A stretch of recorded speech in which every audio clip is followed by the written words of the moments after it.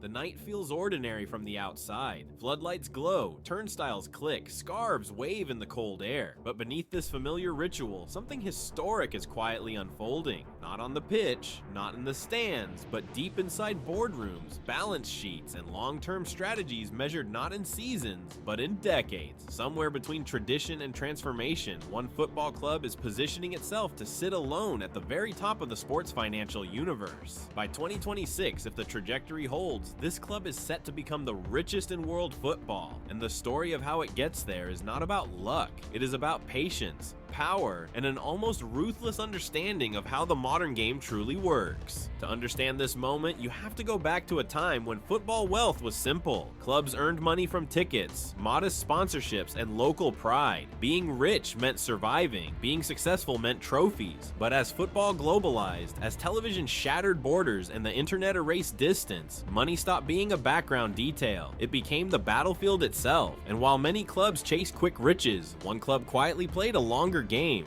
This club was never small. Its name has echoed through football history for generations. European nights, legendary players, iconic white kits recognized in every corner of the planet. But legacy alone does not guarantee financial dominance in the modern era. In fact, history can be a burden. Massive wages, political pressure, and expectations that suffocate long-term planning. Many giants collapsed under their own weight. This club chose a different path. At the start of the 21st century, while rivals spent wildly, this club focused on brand before balance sheet. Star players were not just athletes, they were global ambassadors. Every signing was a headline. Every tour expanded the fan base. Revenue streams multiplied, not accidentally, but deliberately. Shirts sold in continents the club had never physically visited. Television audiences grew year after year. The club learned early that attention was currency, and it learned how to print it. But the real shift came when the football world faced crisis. A global pandemic shut stadiums, froze matchday income, and exposed how fragile even the richest clubs truly were. While many teams panicked, took on risky debt, or sold key assets, this club made a decision that shocked the football world. It paused, it absorbed pain, it tightened spending, it protected liquidity. Critics called it cautious, some called it weak. History may remember it as visionary. During that same period, a bold project continued quietly in the background. A stadium once iconic but aging was transformed into something entirely new. Not just a football ground, but a year-round revenue machine. A venue capable of hosting concerts, events, NFL games, and global spectacles without damaging the pitch. A stadium that would generate income every single day, not just on match days. By the time the renovations neared completion, the financial implications were staggering. This was no longer just a home ground.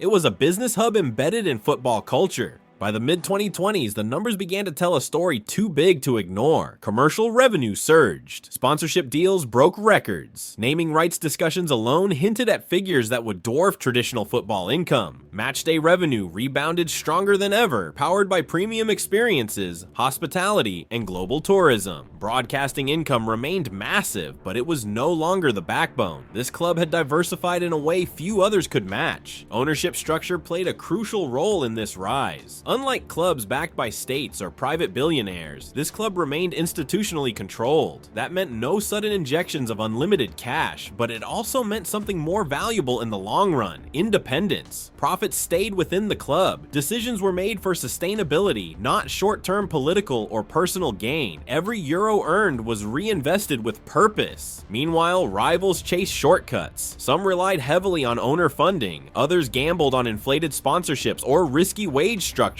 Success came quickly for some, but stability did not. Financial regulations tightened, scrutiny increased. What once looked like unstoppable growth began to reveal cracks. In contrast, this club's financial model looked boring on the surface and unstoppable underneath. The global fan base continued to expand. Social media engagement exploded. Digital platforms allowed the club to monetize its audience directly without relying solely on broadcasters or sponsors. Membership numbers grew. Merchandising reached new heights. The club was no longer selling football alone. It was selling identity, belonging, history packaged for the modern world. By 2025, analysts began to speak openly. Revenue projections crossed thresholds no club had reached before, not just in one category, but across across all of them: match day, commercial, digital, licensing, events. The phrase richest club in the world stopped sounding like marketing hype and started looking like an accounting conclusion. And yet the most fascinating part of this story is not the money itself, it's how quietly it accumulated. There were no dramatic takeovers, no sudden cash injections from unknown sources, no financial scandals disguised as success. Just a slow, deliberate construction of an empire built on predictability and scale.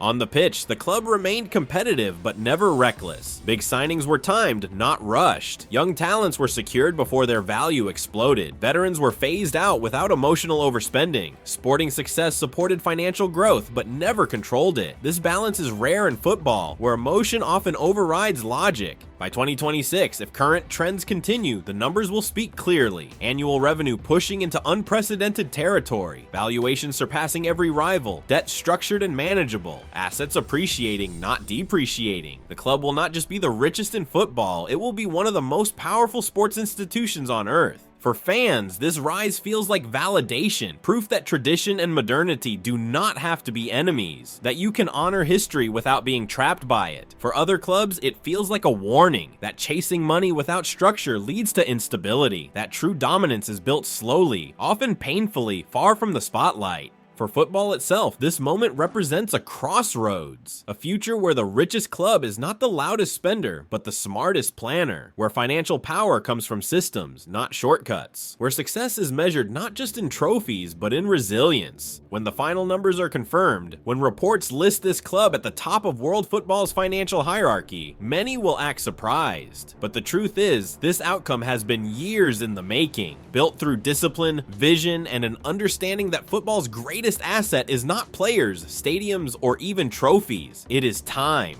Time to plan, time to wait, time to grow without rushing. As 2026 approaches, the richest club in world football is not just celebrating wealth, it is proving a point that in a game obsessed with speed, patience can still win.